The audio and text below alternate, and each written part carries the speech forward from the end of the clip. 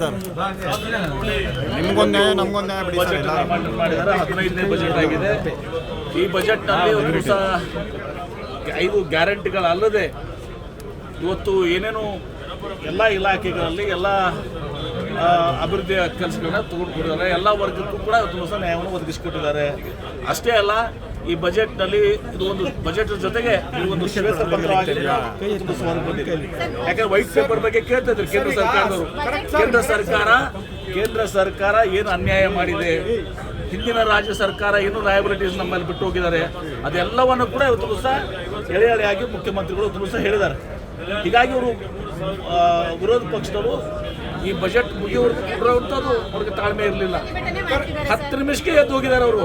ಏನ್ ತೋರಿಸಿದ್ರೆ ಅವ್ರದ್ದು ಕೇಂದ್ರ ಸರ್ಕಾರದ ತಾರತಮ್ಯ ಏನಾಗಿದೆ ತೋರಿಸ ಮೇಲೆ ಅವ್ರಿಗೆ ತಾಳ್ಕೊಳಿಕ್ ಆಗ್ಲಿಲ್ಲ. ಅವಾಗ ಎದ್ದು ಹೋಗಿದ್ದಾರೆ ಅವರು.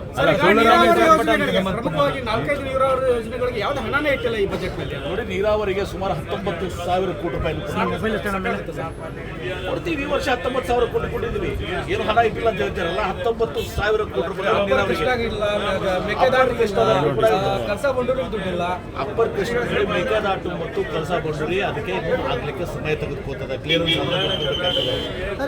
ಅಪ್ಪರ್ ಕೃಷ್ಣನು ಕೂಡ ಮೇಜರ್ ಮೇಕೆದಾಟು ನಮ್ಮ ಹಕ್ಕು ನಮ್ಮ ಹೋರಾಟ. ಮೇಕೆದಾಟುಗೆ ಇನ್ನು ಬಗ್ಗೆ ಕ್ಲಿಯರೆನ್ಸ್ ಬಂದಿಲ್ಲ. ಹಣ ಇಟ್ಟು ಫಾಸಲೆ ಅವರು ಹಣ ಇಟ್ಟು 1,000 ಕೋಟಿ ರೂಪಾಯಿ ಏನು ಪ್ರಯೋಜನ ಆಯ್ತಾ? ಕಳಸಾ ಬಂಡೂರಿಗೆ 1,000 ಕೋಟಿ ರೂಪಾಯಿ ಪ್ರಯೋಜನ ಆಯ್ತಾ?